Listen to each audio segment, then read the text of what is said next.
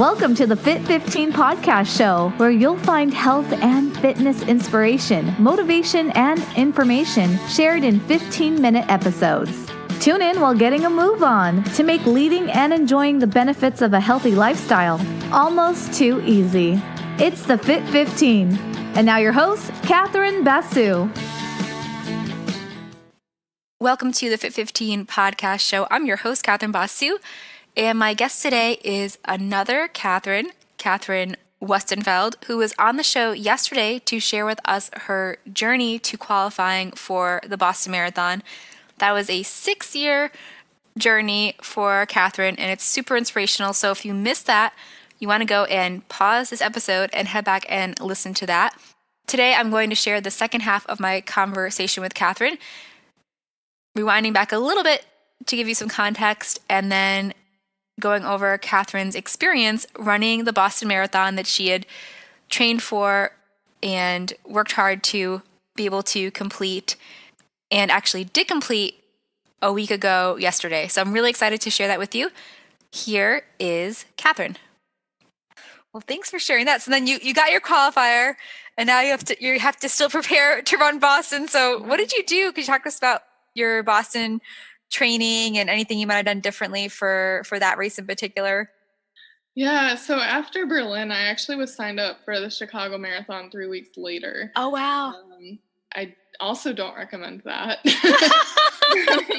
You're back to back, so do as I say, not as I do. So I actually, as a result of that race, ended up getting pretty injured. So I pulled my hamstring pretty badly and had some issues with an adductor muscle. And so for the fall, I was pretty much just kind of rehabbing, running some easy miles. I think I ran a total of 65 miles for 1 month when I had been over 200. So it was a huge swing. I felt really out of shape going into Boston at the beginning of the training cycle, on top of the fact that it was winter in Chicago. So when I started, so that was, and I'm much more of a warm weather runner than a cold weather runner. So that was hard, feeling really out of shape for a couple months. We started my marathon build towards the end of December. And so I started out around a 10-mile long run, 12-mile long run. So just this little, but the fact that still felt pretty hard was a little scary at first. But it just kind of kept showing up every day, knowing that the gains that you make in fitness, which is kind of cool, they don't go away. You have to, if you get injured or anything, you might be out of shape for a little bit, but your body remembers. It has muscle memory, and it knows how to get back to that place that it was at. And so I trusted in that and kept showing up to do the workouts that my coach was assigning me, and fought through a pretty hard January just with polar vortex temperatures. You guys had a crazy winter, not just a regular Chicago winter. Yeah, it was insane. So I was on the treadmill for probably about half of January, which isn't ideal for marathon training at all. It doesn't simulate really your experience outdoors. So that was hard for sure. But February rolled around and I started feeling stronger. I hadn't missed a workout yet. That's when I kind of realized that things were starting to click again. I'd hit my paces, and surprisingly everything translated back out onto the roads once I was able to get back outside again. And I just started gaining confidence from every run. And I think that's the one thing I tell people is when they ask for advice on marathoning is it's all about consistency, and showing up every day, no matter what your circumstances are. And so that really helped me get through February, and then March came around and I had signed up for a super hilly half marathon as a fitness check, partly through my training. And at that point, I was very nervous about it. I had done every single long run for Boston on hills, but this course, it gains about 700 feet of elevation in 13.1 miles. So it's a pretty challenging course. Yeah. So I was really nervous about it, but everyone talked me down and was just you got to do it. Just see where you're at. Your training's going well. You just got to trust in that. And So I showed up on the day of, and we got blessed with like a really beautiful, like low, I think it was like high 30s, sun, not much wind. It was perfect for racing, and ended up running a half PR in 1:32. And that's when it really clicked to me that like, okay, like changes have happened. Like you're a lot stronger than you think. And I remember texting my coach and telling her like, I didn't realize like how strong I was. Like I didn't believe it. And she's like, okay, well now you see it, and now you just need to like start believing it.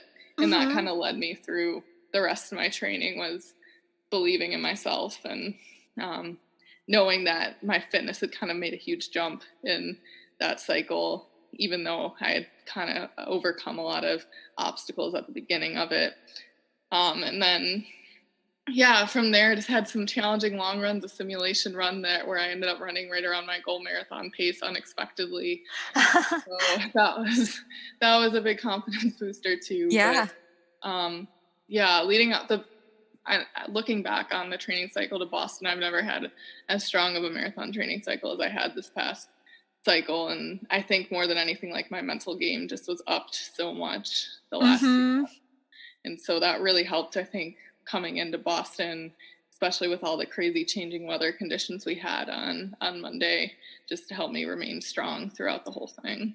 Yeah. I mean, what do you think mentally helped me? I guess one question I have for you is, what was your longest treadmill run? Because I feel like that would make me mentally strong. Yeah. So in January, when the polar vortex hit, I had a 16-mile run on my schedule. Oh gosh. It was like -30-degree wind chill, and I think -50 maybe even. And so I knew like running outside was not safe. Yeah. So there was actually the same weekend indoor half marathon going on. So an indoor track. It was about a little bit over a 400-meter track, and so at last minute I signed up for that and drove up to Milwaukee and did 16 miles around a 400-meter track. So I don't even remember how many laps that was. It was a lot. It was like, I guess maybe over 60 or so laps. Wow. Which is crazy. Hi friends, it's Katherine Basu, and that sound is your halfway point reminder. If you're joining us and going on an out and back walk and only have 15 minutes today, you will want to turn around now. All right, back to our conversation. Yeah, that was the worst one I did for sure. But I just couldn't fathom the idea of running 16 on a treadmill. Yeah, I don't think I've ever done more than 5, to be honest. Like, which I don't know mentally how I would do it. I guess you have to go and do it if you don't have any other options, right? So right. I had thought, well, I can watch a Netflix movie, I can do something, but I figured the indoor track was a nice alternative, even though it was pretty repetitive. Yeah. So, yeah. I don't like treadmill running. I will avoid it at all costs. I'm right there with you. I used to live in Houston. I used to live in Connecticut. It was where I grew up, and that was challenging. But we never had any really bad polar vortex weather, that extreme when I lived there. But then I lived in Houston, Texas for a while, and even though it was really hot and humid in the summers, I still stuck to outdoors because I'm not a big treadmill runner. Yeah, I agree. Plus, I think it's better, just even if you have to slow down outside, it's better than getting stuck indoors. Sure. So, yeah. So anything else that to me, that would make me mentally tough, I think, doing anything over, 5 miles on the treadmill. But anything else that made you feel more mentally tough? I mean, you had the race, your half marathon, that was a good thing. Anything else that you could think back on? Or specifically like reading wise, I like to read kind of motivational books, and one of the best books that I've read is Let Your Mind Run by Dina Kasser. And that book really changed my perspective on how to run tough mentally. She gives a lot of tips in there on how to reframe things, like when you feel hurt, try to focus on external factors. So like I've done that before, where I'm hurting a lot, but then I start thinking it's a beautiful day outside. Like, how lucky am I that I get to go run 13.1 miles just for fun? No one's making me do this. Like, this is purely like how lucky am I that my body allows me to do this. And so it's just It gave me a lot of tips for how to reframe pain. Mm-hmm. So that book definitely helped. I think overcoming tough workouts really helped too.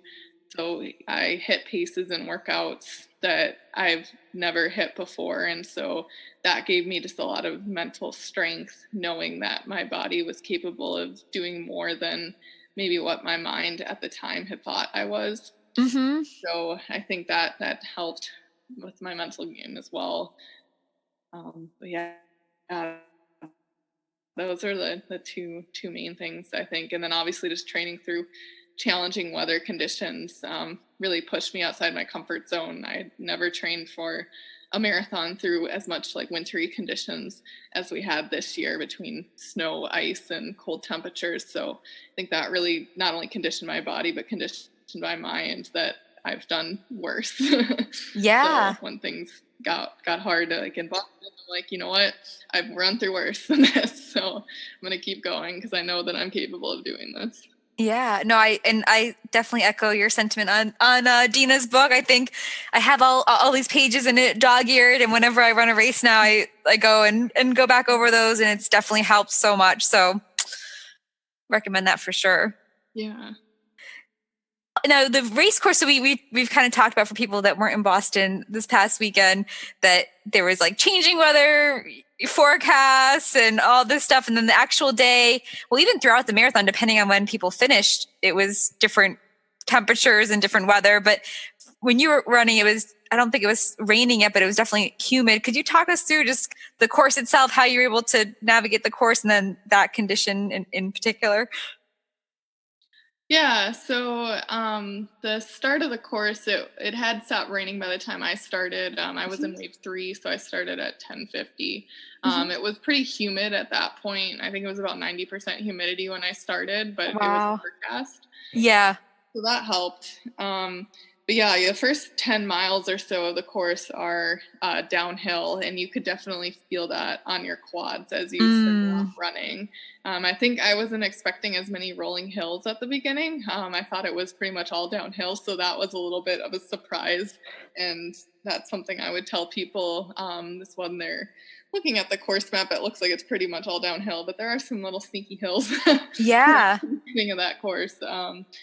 So yeah, you're going downhill for a while. So I was still under that cloud coverage for the first about halfway there. Yeah, about half the course was still cloud coverage, but humid. Then I got to the Wellesley Screen Tunnel, which was absolutely amazing. It's my favorite part of the course. The girls are all out there cheering their hearts out, and so I kind of, as serious as I am when I'm running, I got into it. I got to fist pump with them and just really soak that whole experience in, and that gave me a lot of energy moving out of that section because at that point the sun had come out, and you could tell it was getting a little warmer. But at that point too, it's a pretty flat section of the course. You continue kind of dropping some elevation. You hit the first hill around mile 16 or so. I didn't even notice that hill though. I think I was so focused on my family being at 16 and a half that I totally just didn't even notice the first hill, which is nice. Because I remember after the race being like, I only remember 3 hills, but that was why. So I saw my family around 16 and a half, I think it was, or a little bit after that, right before the fire station in Newton, and got some more energy from them. Just seeing them, it really lifted my spirits. And then I started the next uphill. So your second hill is going up that fire station hill. And so I climbed that, and I think that's honestly the toughest hill on the course. I think Heartbreak Hill gets its name just for the sheer placement of where it is in the race, like between 20 and 21. But I do think that fire station hill is a little bit more steep. So ran up that, and at that point, people started to walk, which was really strange for me to see because, these are all people that ran Boston qualifying times, so for them to be walking was a little scary. Yeah. I knew that the weather had started to kind of have an impact on people. Just none of us, at least from the Midwest, East Coast, were heat trained at all. Like you're from the South, maybe you would be a little bit, but even hearing from some friends that live in like Texas, Florida, they all said they still struggled through kind of the humidity. So I just don't think people were prepared for what happened. And I don't think it's anything anyone could have done because no one knew the sun was going to come out as intense as it did. Right. So yeah, that you go through those hills. I took water at every single aid station. So that was new for me. A lot of times I'll skip some, but Boston has them at pretty much every mile marker. And I took it at every mile marker. So yeah, people were dumping it on their heads, drinking it, and I was doing the same. There's a lot of walking going on. And so mentally that was pretty tough to see people walking like, okay, I could slow down. But, and there were like alarms kind of going off in my head, like you need to slow down, like this is getting hard. Yeah. It was tough. I did slow over the Newton Hills a little bit. But you kind of get greeted with a nice downhill once you crest Heartbreak Hill. So I just kind of relied on that, pushed up that, and then started getting back down to marathon speed again. And the crowds get increasingly bigger and louder as you get closer to the finish line. So that definitely helps too. It was a challenging course for sure. The conditions changing like that were pretty intense. And I'm still trying to wrap my head around how my body kind of handled it, since that was the hottest weather I've run in months. Yeah. So, I think it was just because I got lucky that I was able to take in so much fluid and that my body didn't like reject it. So I think a lot of it was luck, heat conditioning wise. I think I was prepared for sure physically, but yeah, the heat was something new. Yeah. So here's a quick question before, because obviously your finish is going to be an exciting thing to share with people, but along the course, so since I have not run it myself, I've spectated it twice. I've heard they have the water every mile. How hard is it to get to the water in such it's still a big race, right? So could you talk about that? Yeah, my strategy is always to go to the later tables. In Boston, they do it a little differently. They have like a row of Gatorade and water on the right-hand side, and then further up the road, it's again water and Gatorade stations on the left-hand side. So a lot of times I would skip the first station on the right and go straight for the left-hand side, which is probably like a few meters up from that. Okay. So that would help avoid people. In the later miles, it did get kind of challenging because people would, as soon as they got their water, they'd stop and walk. Oh, yeah. So, that got a little hard. So you're kind of bobbing and weaving in and out of people. And the volunteers are amazing to put up with all of that. You're kind of running at them as fast as you can, like trying to grab your water and splashing it all over them. So, yeah, they're awesome. And I'm thankful they're out there.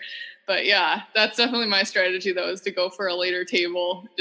I know you want to go right away because you're thirsty, but it's so much worth it to like avoid collisions if you just wait. Yeah, for sure. Okay, so you're nearing the finish, and then anything else before you want to tell us how the finish went for you? Yeah, so I did share this on my Instagram, so I will be candid about it now, but because of how much water I took in, I did end up kind of having some accidents along the course. And that, I think it started around the Newton Hills and throughout the rest of the race, it was rough. I'd never taken in that much water before, but sure. It helped, like in some ways, in other ways, obviously not, but right. So that was a mental struggle because I was super embarrassed, but I think at that point though, no one's paying attention because everyone's struggling. Yeah. So yeah, did have some pee incidents along the course. But yeah, I just kept going. I think I made it to mile 24 and you can see the sit go sign and like, okay, I only have 2 miles to go, and you get to 25 and that sit go sign's like really like right there, really darn close.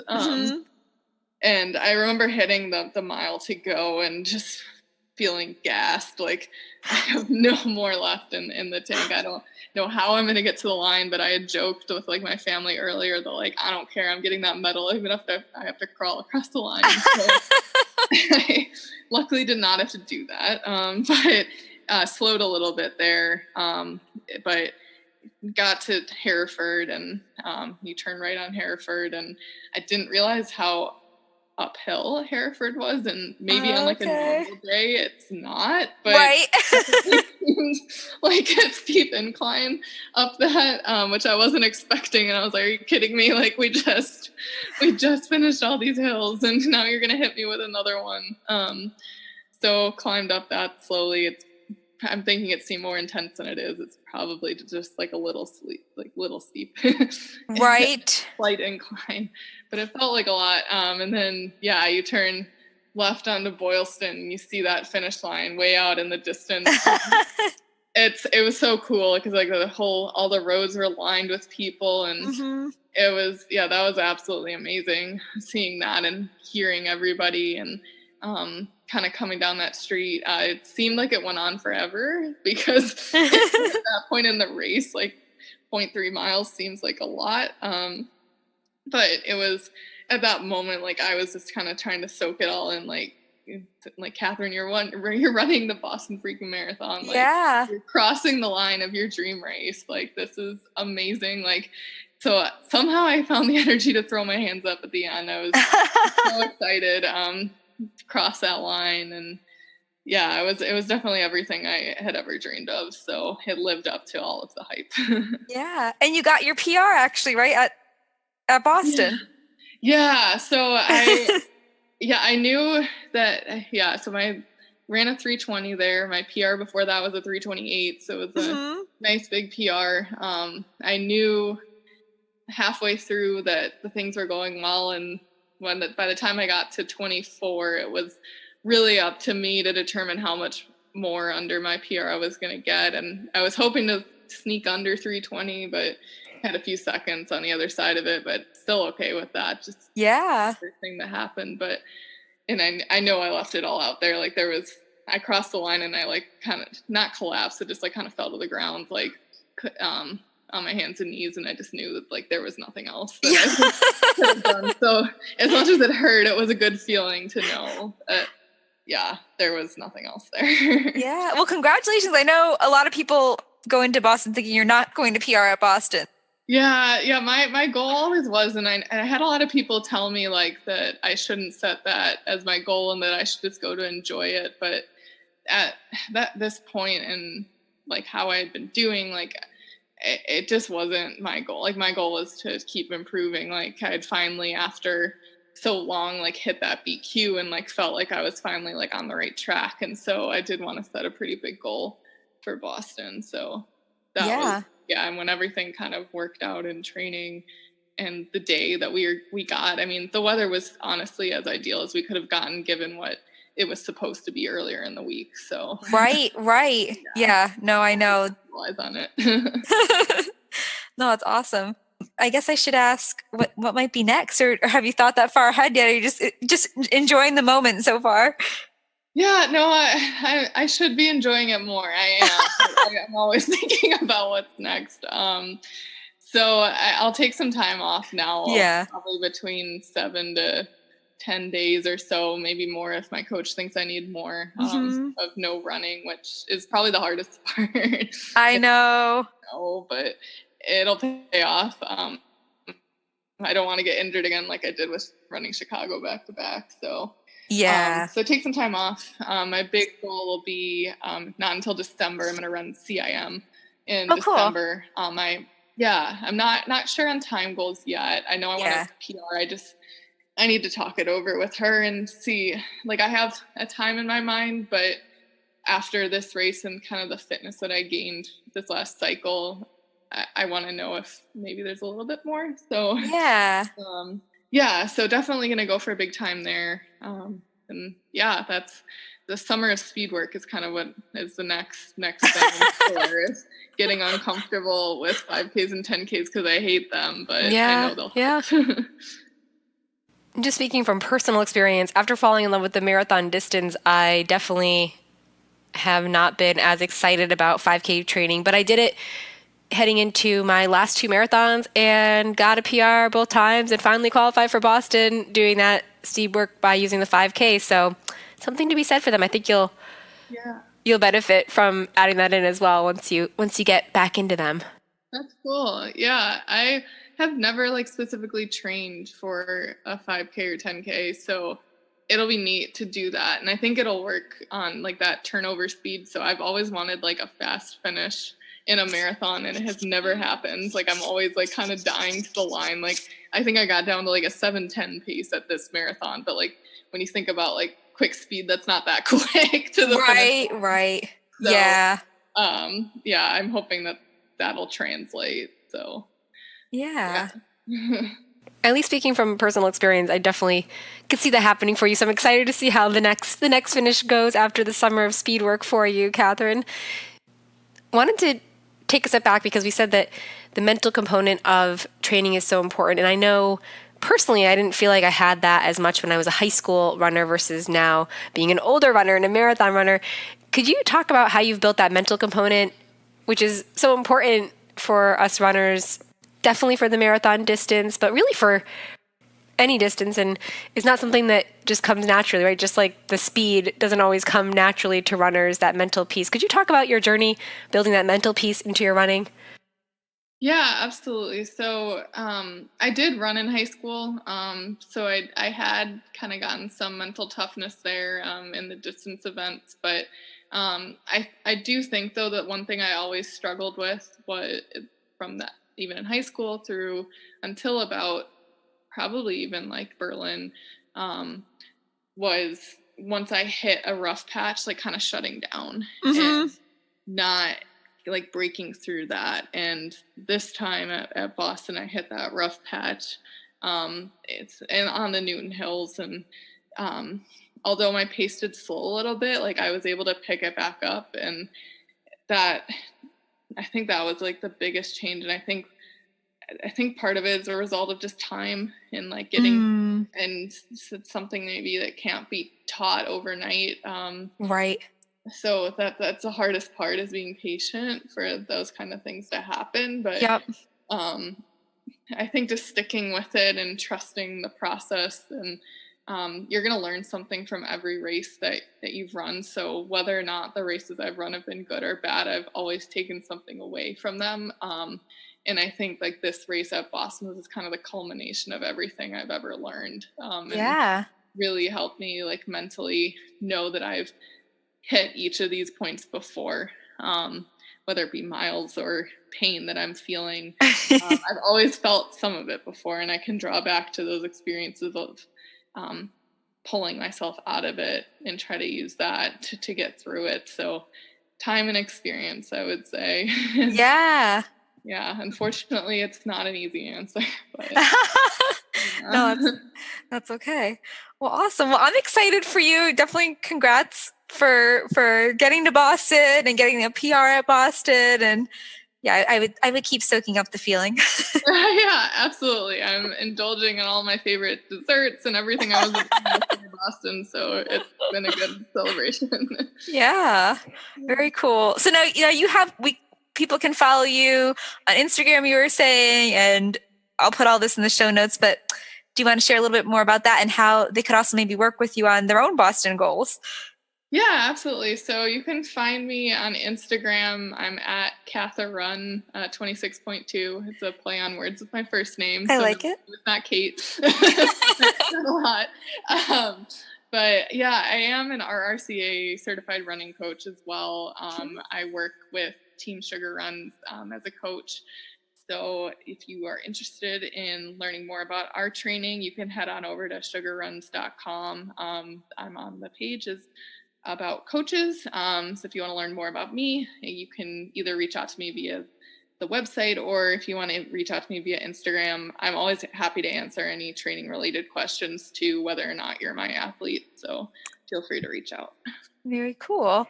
Well, anything else you want to share? Last words of wisdom or anything, Katherine, before we say goodbye?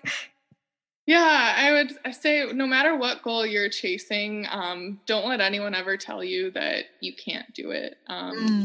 If you set your mind to it, you will find a way to get there, and keep working hard at it, because I promise you, even after 7 years for me of trying for a BQ, I can say every single day was more than worth it to have that moment. So keep pushing and believe in yourself, and you're going to go on to do big things. Love it. Well, thanks so much for being on the show and sharing your wisdom and your story with us. It's been really fun to get to hear more behind the scenes, versus just the Instagram. Yeah, thanks so much for having me. I really appreciate it. Thanks for listening to the Fit 15. For show notes and more, visit fitarmadillo.com/podcast. See you next time.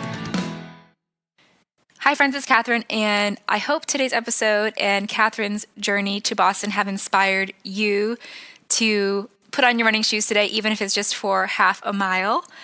Wanted to just remind you of a few housekeeping things here before really saying goodbye today. The first thing is that this coming weekend, I will be in London to cheer on a client who is participating in the London Marathon, and we're hosting a pop-up fun run and fundraiser in London. So if you haven't checked that out yet, head to fitarmadillo.com/LondonRun. That's fitarmadillo.com/LondonRun to make sure we reserve a sparkly finisher's medal for you if you are able to participate while you're visiting London or in London yourself as well. And the other little thing I wanted to share with you is that tomorrow, Wednesday, April 24th, 2019, Brianna is going to be teaching a group fitness class. So this is an online group fitness class that is being offered through my fitness company, Fit Armadillo. If you want to sign up for that and make sure there's still some spots, head on over to fitarmadillo.com/classes. That's fitarmadillo.com/classes. Hope to have you enjoy that class tomorrow, or to see you in London for the fun run, or maybe the London Marathon. As always, I really appreciate you being a listener of the show. If you are enjoying it, make sure to leave a rating and review on iTunes, Stitcher, or both if you want to really make my day. And don't forget to subscribe so you don't miss the next episode. Thanks so much for listening. I will talk to you tomorrow. Bye.